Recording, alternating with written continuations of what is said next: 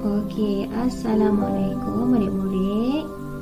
Okey, hari ni kita nak belajar Pendidikan Islam tahun 2. Tajuk apa hari ni? Nak tahu tak?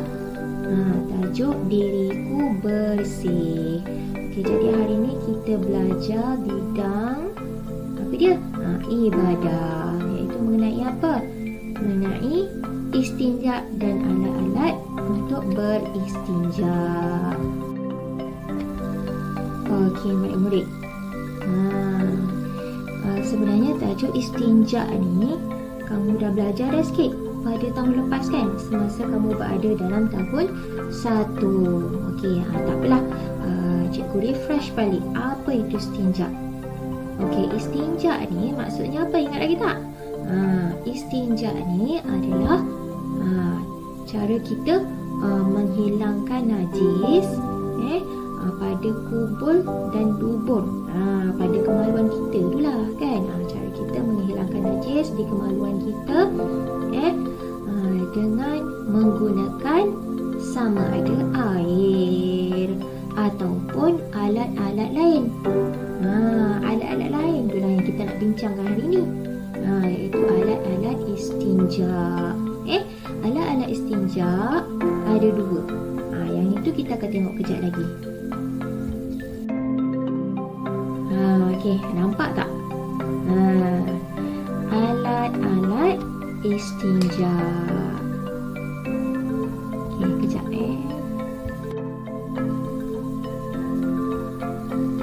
Okey, ikut cikgu baca sikit.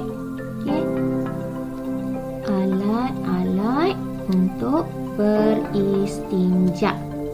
Okey, dah ikut dah cikgu baca. Okey, lagi sekali.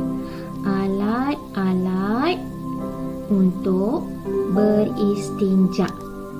Okey, sekarang kita nak tahu apa itu alat-alat yang digunakan untuk beristinja. Tapi yang biasa kita gunakan, yang kamu gunakan dekat rumah tu apa? Biasanya air lah kan. Bila kamu pergi buang air dekat tandas, tak kira lah buang air kecil ke, buang air besar ke, biasanya kamu akan guna apa? Guna air lah, sebab kat Malaysia ni airnya cukup. Jadinya kita biasanya menggunakan air. Okey, melainkan kalau contohnya kalau kita pergi kita pergi masuk hutan ke, contoh bercamping ke apa, kalau memang dah tak jumpa sangat dah air, barulah kita boleh guna benda-benda lain lah. Nak tahu benda lain tu apa? Kejap lagi kita bincangkan. Okey, macam cikgu cakap tadi, okey, alat-alat untuk beristinja ada 2 jenis. Okey, pertama ni, tengok ni. Apa ni? Okey, ikut cikgu baca. Air mutlak. Apa dia? Air mutlak. Air mutlak tu apa? Air mutlak tu air yang bersih, yang suci. Air baik mana yang dalam bilik air kamu tu, tandas kamu tu, air mutlak lah tu. Air yang suci, air yang belum digunakan. Kita masa tahun 1 itu kita dah belajar kan, ada 7 jenis air mutlak. Apa dia? Ingat lagi tak? Macam-macam kan. Ada air hujan, air embun, air perigi, air mata air, air salji, air laut kan, dan sebagainya. Okey, ada 7. Tak apalah, nanti itu kamu ingat sendiri. Itu masa kita tahun 1 kita dah belajar. Okey. Kemudian yang kedua adalah benda-benda kesat. Okey, ikut cikgu baca. Benda-benda kesat. Okey, alat istinja kita yang kedua ni adalah benda-benda kesat. Benda-benda kesat ni kita boleh guna jika sekiranya tiada air. Contohnya kan, kamu tengok nombor 1 ni. Tengok yang cikgu tunjuk ni. Apa ni? Cuba baca. Kain. Apa ni? Kain. Okey, kain ni pun salah satu benda-benda kesat yang kita boleh guna untuk beristinja. Okey. Yang kedua, apa dia? Kertas. Kertas. Kertas pun benda kesat. Benda kesat kita boleh guna untuk beristinja. Faham? Okey. Yang ketiga apa dia? Batu. Batu. Batu ni kamu boleh gunakan sama ada 3 biji batu ataupun satu batu saja pun boleh, tapi mesti ada 3 permukaan. Nak guna sebiji batu yang ada 3 permukaan pun boleh, 3 atau lebih lah. Ataupun kalau tak nak guna sebiji batu je, kamu rasa nak guna 3 biji batu pun boleh juga. Okey, faham dah? Okey. Yang keempat, tengok ni, apa ni? Kertas tisu. Kertas tisu. Ni kertas tisu. Kan contoh. Yang biasa kamu tengok kalau kamu pergi mall ke mana ke kan, dia akan sediakan juga kertas tisu dekat dalam tandas. Sebab biasanya orang bukan Islam dia akan guna kertas tisu lah lepas dia buang air. Okey. Kemudian yang kelima, daun-daun kering. Daun-daun kering. Ni contoh daun-daun kering. Daun-daun kering pun kita boleh guna untuk beristinja. Gunalah 3 helai daun nanti. Okey. Kulit kayu pun boleh juga. Kulit kayu. Ni contoh kulit kayu. Ni biasa dalam hutan ni kita jumpa kan, kulit kayu kan. Contoh kalau tak ada air sangat, nak beristinja, kamu bolehlah guna ni kulit kayu ni. Okey, faham tak? Okey. Seterusnya. Okey, kita tengok ciri-ciri alat untuk beristinja. Okey, ciri-ciri alat beristinja, apa dia yang nombor 1? Pertama sekali, alat tu mestilah kesat. Satu, benda-benda kesat. Contohnya apa? Batu atau kertas atau daun kayu atau kain. Macam tadilah, atau tisu ke. Boleh, kamu boleh guna.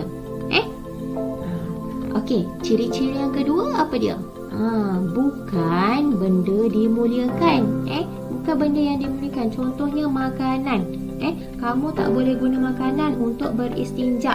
Nak cuci kamu punya hadas tu, kamu tak boleh guna roti contohnya. Kamu ambil roti tu, lepas tu kamu sapu di bahagian ni tempat kamu keluarkan najis tu.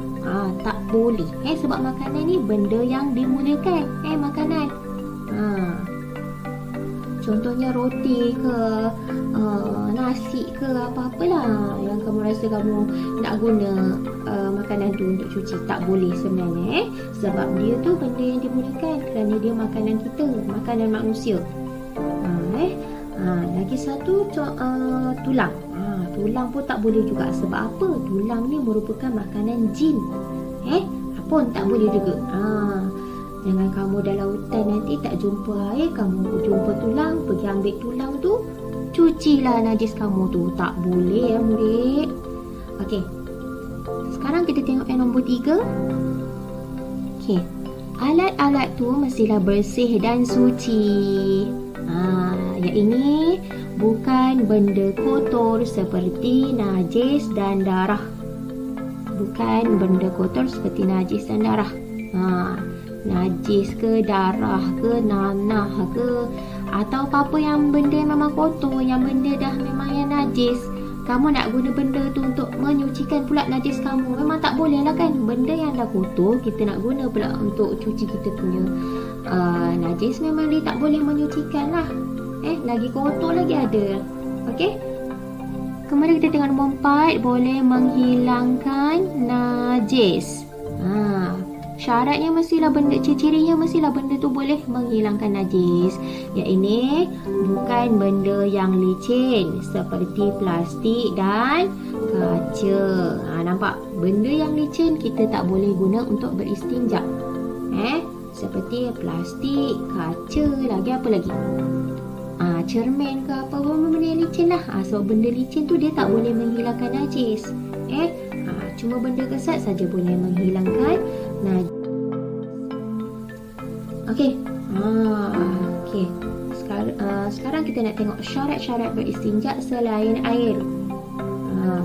Ini kalau kamu, contoh kalau kamu nak beristinja selain daripada menggunakan air, kamu tak nak guna air. Maaf Ustazah. Kamu masa tu kamu tak jumpa air. Dalam keadaan yang memang darurat ke, tak ada air sungguh ke apa, atau kamu memang tak jumpa air, duduk dalam hutan tak jumpa air langsung, boleh kamu gunakan benda-benda kesat tu tadi. Contohnya kulit kayu ke, tisu ke, batu ke, daun kering ke, kertas ke, apa-apa semua kan. Okey, tapi dia ada syarat-syarat dia. Syarat-syarat dia yang pertama, okey, najis tidak beralih dari tempat asal. Najis tidak beralih dari tempat asal. Apa maksud dia? Najis tu dia tak berpindah lagi. Kalau kamu contoh, kalau kamu buang air besar ke, buang air kecil ke, air kencing kamu tu ataupun najis kamu tu tak berpindah. Dia tak terkena di tempat lain lagi. Tak terkena baju ke lagi apa ke, dia tak terkena lagi kat tempat lain. Okey. Nombor 2 syarat-syaratnya ialah najis masih belum kering. Syarat kedua, kalau kamu nak guna tisu ke, nak guna daun kering ke, batu ke dan sebagainya, kamu mesti pastikan najis tu belum kering. Maksudnya dia baru lagi. Kalau najis tu dah kering, kamu dah tak boleh bersuci menggunakan benda kesat. Kamu kena cari air juga. Okey, faham tu? Okey, kemudian kita tengok cara-cara beristinja dengan alat-alat istinja tadi yang selain daripada air tadi. Contohnya kulit kayu ke, tisu ke, kertas ke, batu ke, kain ke apa. Kan? Okey, kita tengok cara yang pertama, nombor 1. Tengok kat gambarnya dia dah ada dah. Contoh kan? Okey. Sapu, kubur dan dubur dengan benda kesat. Okey. Sapu, kubur dan dubur dengan benda kesat. Okey. Nombor 2. Okey. Sapu dengan 3 kali sapuan. Contoh, kalau kamu guna 3 biji batu. Okey. Ambil sebiji batu. Okey, kesat. Okey. Sapu. Okey. Buang batu tu. Okey, ambil batu yang kedua. Okey, kesat, kemudian buang. Ambil lagi batu ketiga, kesat, kemudian buang. Okey, senang je kan? Okey, tapi kalau kamu cuma gunakan sebiji batu, tapi pada batu tu ada 3 permukaan atau lebih permukaan. Okey, kamu gunalah sapuan pertama untuk permukaan yang pertama. Okey, nanti kamu nak sapu lagi untuk kali kedua, gunalah permukaan lain pula, permukaan kedua. Kamu nak sapu lagi untuk kali ketiga, gunalah permukaan lain pula lagi. Dan begitulah seterusnya. Okey, faham ya? Okey, nombor 3. Setiap sapuan menggunakan benda kesat yang baharu. Contohnya macam tadilah Encik sebut tadi. Setiap sapuan tu mesti guna permukaan ataupun benda baru. Sebab tu kita gunakan 3 biji batu untuk 3 kali sapuan, ataupun 3 permukaan pada batu tadi tu untuk 3 kali sapuan. Ataupun kalau kamu gunakan kain, gunalah 3 helai kain. Ataupun kalau kain tu besar, ada banyak permukaan yang boleh kamu guna. Yang pertama kali satu, gunakan permukaan lain. Yang kedua, gunalah permukaan lain. Dan yang ketiga pun sama, guna permukaan yang lain. Jangan gunakan permukaan yang dah kamu gunakan tadi. Nanti tak boleh. Nanti dia jadi kotor balik. Tak sah nanti istinja kamu. Okey, faham dah murid? Okey. kita lihat kepentingan beristinja selain air. Kepentingan beristinja selain air. Apa dia? Nombor 1, mudah didapati. Nombor 2, sebagai pilihan selain air. Okey. Ini dia antara kepentingan alat-alat istinja yang kita gunakan selain daripada air. Apa dia? Kertas, batu, kain, tisu. Okey. Sebab apa? Sebab pada benda ni dia mudah didapati. Contoh kalau macam kamu dalam hutan tak jumpa sangat air, kamu tengoklah apa-apa di sekeliling kamu tu yang kamu boleh gunakan untuk beristinja. Daun kering ke, kulit kayu ke, apa lagi? Kalau kamu bawa tisu, boleh guna tisu. Contohnya begitu. Okey, info. Kita tengok info kat bawah ni. Okey, boleh menggunakan seketul batu yang mempunyai 3 permukaan yang berbeza. Ya, macam cikgu cakap tadi, kamu boleh gunakan sebiji batu kalau kamu nak, tapi batu tu mesti ada 3 permukaan yang berbeza. Okey, fahamlah murid? Okey, seterusnya kita nak buat latihan buku aktiviti pendidikan Islam muka surat 73. Okey, kamu tengok kat sini dia suruh suaikan. Suaikan antara bahagian yang bergambar ni dengan pernyataan dia. Perkataan dia pun senang je. Okey, contoh dia dah bagi. Okey, batu. Suaikan dengan perkataan batu. Okey, cikgu bacakan yang di bahagian sini. Okey, perkataan pertama, daun kering. Okey, kedua, batu. Ketiga, tisu. Keempat, kulit kayu. Kelima, kain. Keenam, surat khabar. Nanti kamu suaikanlah. Ada latihan, ada 2 latihan sebenarnya. Okey, lagi satu pada muka surat 74. Okey, kamu dikehendaki menomborkan. Okey, kalau pernyataan tu sesuai untuk pernyataan nombor 1, nombor 1. Okey, syarat-syarat beristinja. Nombor 1, syarat-syarat beristinja. Kemudian kamu letakkanlah kalau dia bersesuaian dengan syarat-syarat beristinja ni, kamu letak nombor 1. Kemudian kalau pernyataan tu bersesuaian dengan ciri-ciri alat istinja selain air, kamu letak nombor 2. Ni nombor 2. Okey, contoh dia dah bagi. Okey, benda-benda kesat. Okey, dia tulis nombor 2. Kenapa dia tulis nombor 2? Sebab nombor 2 ni adalah ciri-ciri alat istinja selain air. Kan benda kesat kan adalah alat istinja selain air. Kamu tulis jalan nombor 2. Okey. Okey, cikgu akan bacakan setiap soalan ni. Okey, nombor 1, bersih dan suci. Okey, tulis jawapan kamu. Nombor 1 ke nombor 2? Okey, nombor 2, bukan benda dimuliakan. Okey, nombor 3, boleh menghilangkan najis. Nombor 4, najis masih belum kering.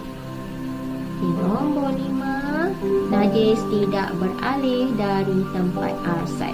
Okey, sila tuliskan jawapan kamu dan hantar pada cikgu, ya. Okey, itu saja daripada cikgu untuk pelajaran hari ini. Assalamualaikum.